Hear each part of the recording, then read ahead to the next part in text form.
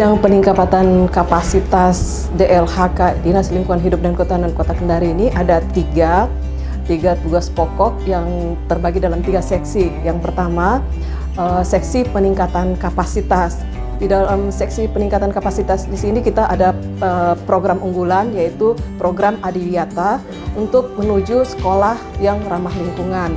Kemudian juga ada diklat-diklat bagi masyarakat.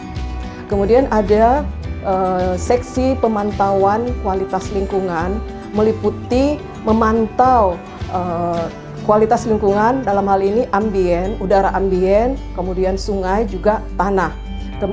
Dari situ kita akan mengetahui kualitas lingkungan kita apakah masih baik, sedang, atau buruk, dalam hal ini tercemar.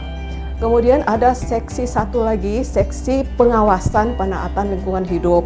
Pada seksi ini akan melakukan pemantauan, verifikasi, dan evaluasi untuk menetapkan status ketaatan pelaku usaha dan atau kegiatan terhadap peraturan perundang-undangan di bidang lingkungan hidup dan pemenuhan syarat dan kewajiban yang tertera dalam dokumen lingkungan atau persetujuan lingkungan kegiatan usaha tersebut. Baik.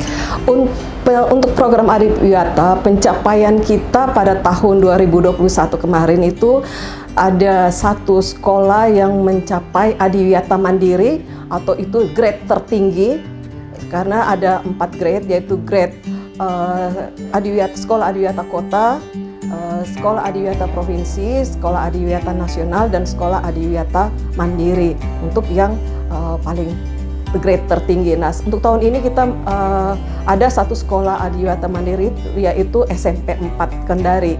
Kemudian untuk sekolah Adiwiyata Provinsi kita ada 10 sekolah.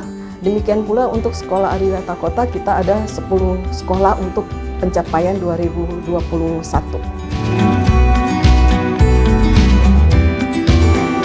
Intinya di program Adiwiyata intinya adalah pembentukan perilaku yang ramah lingkungan bagi semua anggota komunitas sekolah. Dalam hal ini murid, guru sekolah, pembina sekolah, dan bahkan anggota komunitas sekolah.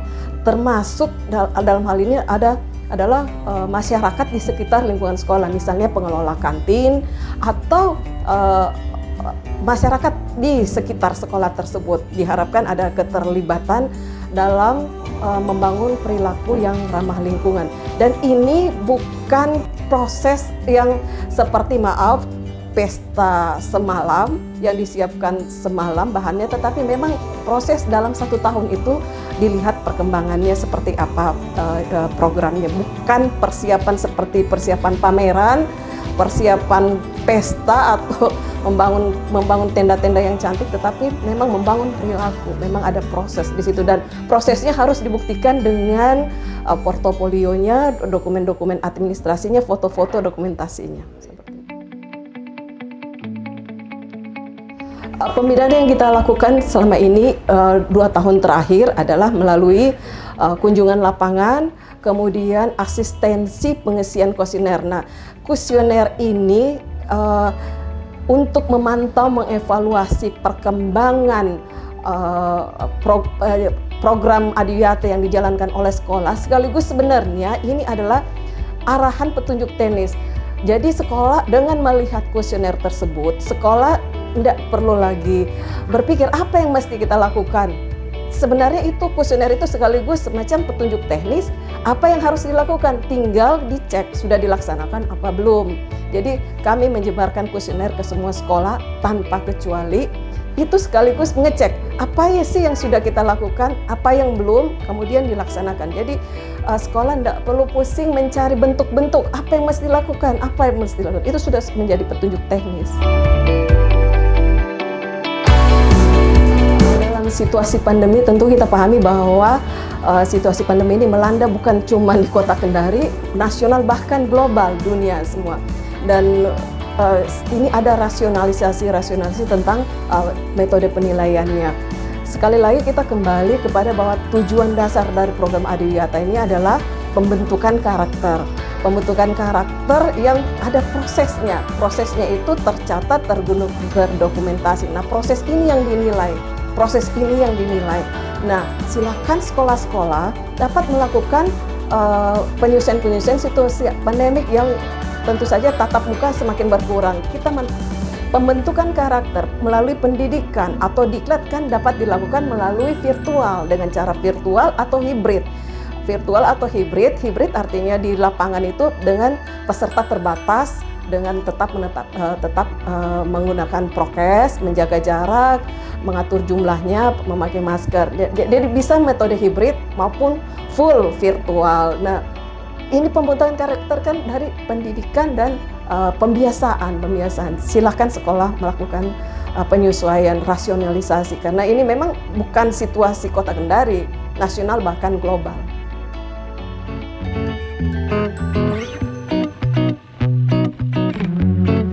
Jadi untuk pemantauan kualitas udara ambien, untuk pencapaian kita di 2021, indeks kualitas udara kita adalah 85 dan itu masuk kategori baik. Metode pemantauannya itu memang kita pakai dua cara, yaitu passive sampler yang mewakili kawasan permukiman, kawasan transportasi, kawasan industri, dan kawasan perkantoran. Kemudian kita ada juga metode real time 1x24 jam, yaitu dengan menggunakan AKMS. Stasiunnya itu ada di kantor Dinas Lingkungan Hidup Provinsi, tetapi datanya kita punya displaynya itu di ruang lobi kantor, dan ini sendiri kita bisa memantau kondisi udara ambien kita itu real time 1x24 jam. Real time itu AKMS, Air Conditioning Monitoring System itu. Kemudian untuk air sungai, nah ini air sungai kita masih kategori buruk. Indeks kualitas lingkungan hidup, indeks kualitas air kita itu kategori buruk 51, untuk nasional itu 52, untuk provinsi itu 53. Jadi ini masih semacam tren nasional, kualitas air sungai kita buruk. Itu penyebab utamanya adalah buangan-buangan rumah tangga, terutama E. coli. Ini menjadi petunjuk atau PR seluruh instansi terkait bahwa E. coli kita masih tinggi, bahwa BOD kita masih tinggi, yang bersumber dari rumah tangga. Ini artinya apa? Perilaku buang air besar atau sistem pembuangan tinja kita itu masih banyak yang langsung dibuang ke sungai-sungai, sehingga E. coli dari kotoran manusia mencemari sungai kita, karena E. coli-nya kita itu masih tinggi. Itu seperti itu. Jadi masih buruk kualitas air sungai kita. Dan ini menjadi evaluasi. Sistem BAB kita bagaimana sih? Sistem sanitasi lingkungan kita bagaimana sih?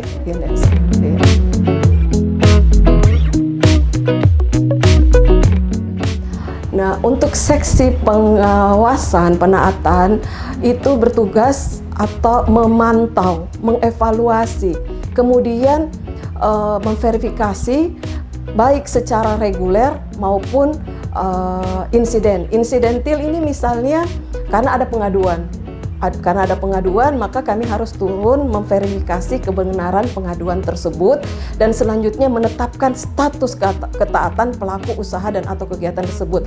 Apakah dia taat terhadap peraturan perundang-undangan di bidang lingkungan hidup, kemudian apakah dia taat terhadap syarat dan kewajiban yang tertera dalam dokumen lingkungan dan persetujuan lingkungan. Karena dalam dokumen lingkungan, dalam hal ini SPPL, UKL-UPL, AMDAL, di situ itu bukan blanko kosong, tetapi ada syarat dan kewajiban yang harus dipenuhi oleh pelaku usaha. Nah, ini yang harus kami pantau. Apakah mereka memenuhi persyaratannya? Apakah mereka melaksanakan kewajiban-kewajibannya yang tertuang dalam dokumen lingkungan maupun persetujuan lingkungan? Kemudian kami tentukan status ketaatannya. Nah, untuk posisi 2021, memang ini pemantauan, ini ada unsur pembinaan. Jadi Binwas, pengawasan ada Binwas. Pada dasarnya, pada saat turun pemantauan selalu ada temuan, cuman memang kita kategorikan ada temuan mayor dan ada temuan minor. Dalam temuan tersebut ada berita acara, fakta-fakta lapangan, dan ada rekomendasi. Rekomendasi ini kami beri batas waktu untuk ditindaklanjuti oleh pelaku usaha atau kegiatan tersebut. Nah, ketika mereka memenuhi rekomendasi tersebut sesuai tenggat waktu, maka kami nyatakan dia telah taat. Jadi memang fair. Di situ ada usul pembinaan. Setelah kami lakukan evaluasi dalam 1 tahun, dalam rapat kemarin ini kami menemukan bahwa status ketaatan pelaku usaha di Kota Kendari itu 85%. 85%, ada 15% yang tidak taat, sehingga kami menerbitkan sanksi administrasi. Itu pun dalam sanksi administrasi kami memberi kesempatan, tapi kami sudah memberi status tidak taat itu 15%. Jadi ketaatan untuk 2021 85%. Pengaduan ini banyak tentang perumahan. Pembukaan lahannya menyebabkan banjir lumpur, kemudian juga pengaduan tentang sampah dari perumahan maupun keresahan masyarakat diakibatkan misalnya kegiatan usaha yang tidak sesuai tata ruang. Misalnya membangun peternakan ayam di tengah pemukiman padat, sehingga ada masyarakat yang terganggu dengan bau maupun lalatnya. Nah, dan itu kami tindak lanjuti. Lingkungan hidup itu semua warga Indonesia berhak memiliki lingkungan hidup yang nyaman, sehat, dan aman. Nah, dibutuhkan partisipasi seluruh masyarakat. Dalam hal ini, kita mulai dari lingkungan terkecil.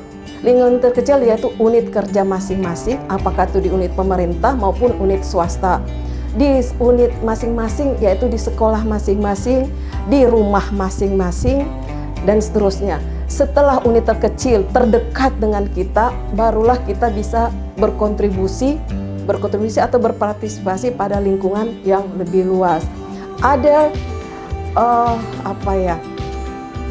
bukan berarti kita bisa mengadopsi karakter, perilaku, atau aktivitas masyarakat luar, misalnya dari luar negeri atau luar daerah dan sebagainya.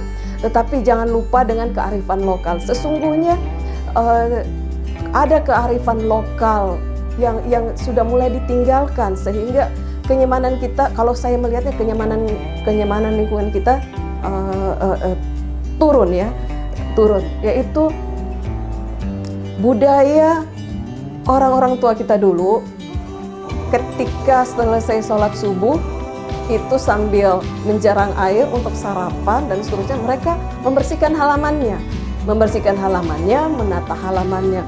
Ini yang mulai hilang terutama di kawasan-kawasan perkotaan.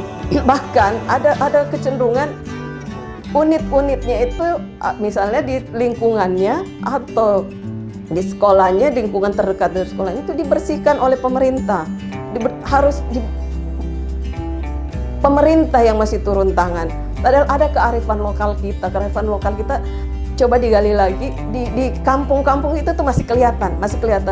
Setelah salat subuh membersihkan lingkungan masing-masing, menyapu, membersihkan halaman, sampahnya dan seterusnya, kemudian melanjutkan sarapan. Ini hal sepele, tetapi saya melihat ini kearifan lokal. Hal sepele, kita studi banding ke luar daerah, ke luar negeri, padahal ada kearifan lokal kita yang sebenarnya sederhana, dan kalau semua unit terkecil melaksanakan, seharusnya tidak ada masalah di lingkungan.